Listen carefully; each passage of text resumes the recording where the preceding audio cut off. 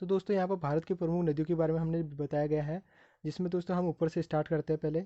तो दोस्तों यहाँ पर देख सकते हैं सबसे ऊपर हमारी यहाँ पर एक नदी जाती है इधर साइड को, जो कि दोस्तों इसे सिंधु नदी कहती है, जो कि दोस्तों यहाँ पर मानसरोवर झील के पास से चीन, यहाँ पर चीन के मानसरोवर झील के पास से निकलती है, उद्गम स्थान होता है। यहाँ से लद्दाख के रास्ते से फिर जम्मू कश्मीर जाती है, फिर यहाँ से सिंधु नदी है ये, जो कि फिर यहाँ पर पाकिस्तान से होकर अरब सागर में मिल जाती है नीचे जाके। तो दोस्तों उसी के नीचे फिर दूसरे नंबर पर आ जाता है यहाँ पर झेलम नदी, जो कि यहाँ पर श्रीनगर से निकलती है दोस्तों, और यहाँ पर नीचे को जाती है। और उसी के नीचे यहाँ पर दोस्तों कश्मीर से चेनाब नदी निकलती है, जो कि इसी झेलम नदी में मिल जाती है। तो दोस्तों ये चेनाब नदी की आयतन ज़्यादा है, तो इसलिए यहाँ आगे जाके चेनाब नदी कहलाती है। फिर आगे जाते ही दोस्तों इसी में पंजाब और कश्मीर के साइड से मिलते हुए एक रावी नदी निकलती है, जो कि बाद में इसी चेनाब नदी में मिल जाती है। फिर उसी के बाद यहाँ पर पंजाब में दोस्तों एक सतलज नदी आती है। सतलज नदी में दोस्तों व्यास नदी मिलती है, और यही फिर सतलज नदी आगे जाके दोस्तों इस चेनाब नदी में मिलती है, और यही सतलज नदी आगे जाके सिंधु नदी में मिलती है। और सिंधु नदी इसी के साथ यहाँ आगे बढ़ते हुए पाकिस्तान से अरब की खाड़ी में सीधे नीचे जाके मिल जाती है। तो दोस्तों ये न 5 नदियों को बारे में, जो कि दोस्तों आपको क्रम से भी पूछा जा सकता है कि कौन सी नदी किस क्रम में है, या फिर ये उत्तर भारत की दोस्तों 5 प्रमुख नदियां हैं, जो कि दोस्तों काफ़ी ज़्यादा इनमें से सवाल कोई न कोई किसी की न किसी के बारे में सवाल हमेशा पूछा जाता है। तो दोस्तों इसके बाद आ जाता है हमारा फिर यहाँ से उत्तराखंड से आपका गंगा नदी निकलती है गंगोत्री से, और यमुनोत्री से यमुना नदी निकलती है, जो कि दोस्तों उत्तर प्रदेश में यहाँ पर आगे जाके मिलती है।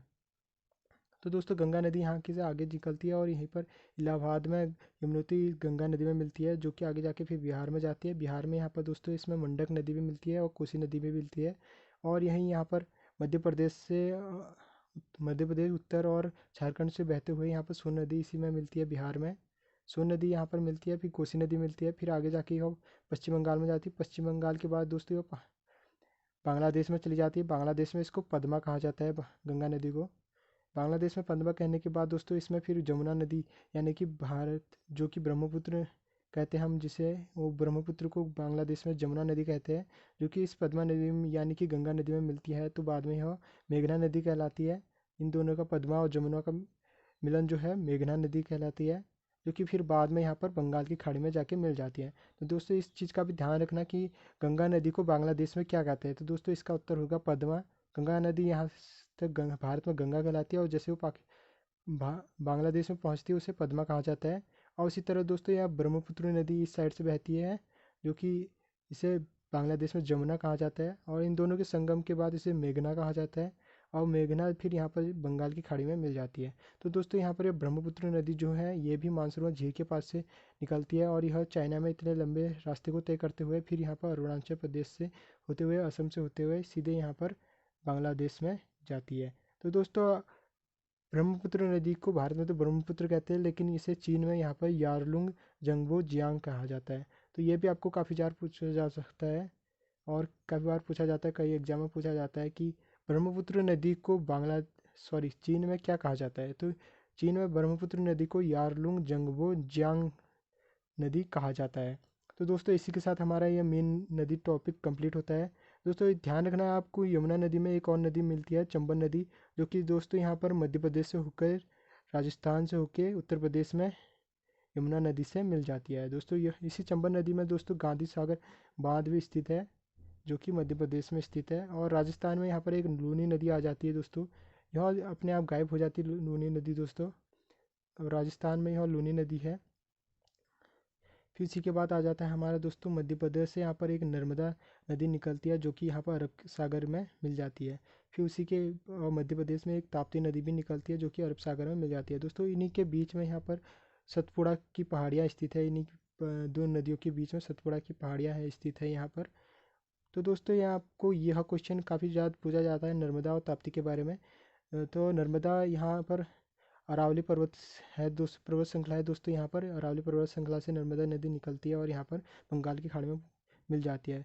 तो दोस्तों नर्मदा नदी जो है काफ़ी बार पूछा जाता है, क्योंकि और नर्मदा नदी अन्य नदियों से अलग भी है, महत्वपूर्ण भी है। क्योंकि दोस्तों ये देख सकते हैं आप, सभी नदियाँ यहाँ पर पश्चिम से पूर्व की ओर बहती लगभग, बस ये नर्मदा ताप्ती ये 2 नदियाँ ऐसी हैं जो कि पूर्व से पश्चिम की ओर बहती है।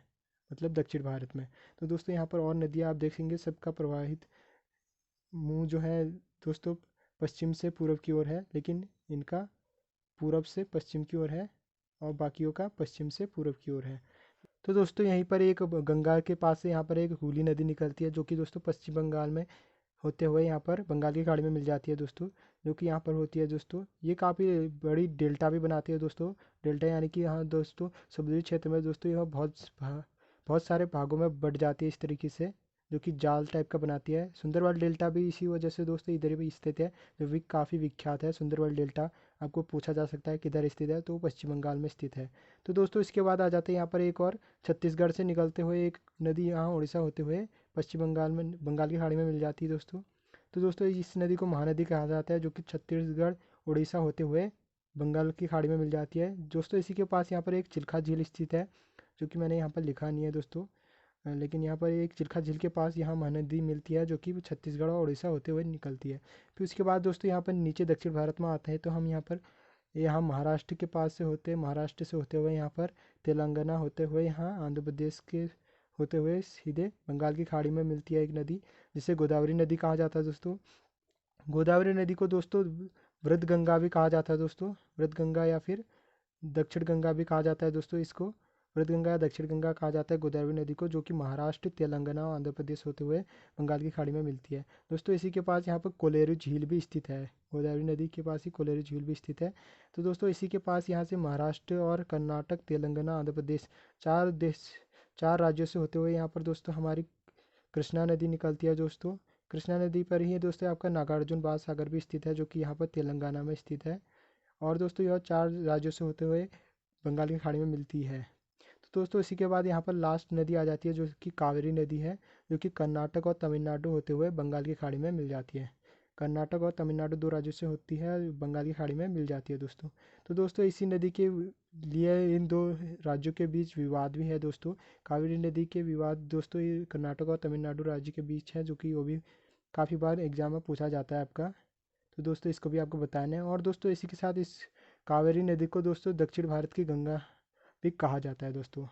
तो दोस्तों इसको भी आपको याद रखना है कि दक्षिण भारत की गंगा किस नदी को कहा जाता है, तो कावेरी नदी को कहा जाता है। जो दोस्तों आप कंफ्यूजन मत होना, गोदावरी नदी को वृद्ध गंगा या दोस्तों वृद्ध गंगा या फिर दक्षिण गंगा कहा जाता है, लेकिन दक्षिण भारत की गंगा जहाँ पर दक्षिण भारत की गंगा पूछा जाता है वहाँ पर कावेरी आपको क्लिक करना है दोस्तों, क्योंकि कावेरी इसका राइट आंसर है। और दोस्तों यहीं पर आपको केरल के पास वेम्बनाड झील है दोस्तों, ये भी काफ़ी बार पूछा जाता है, इसको भी आप ध्यान रख लेना।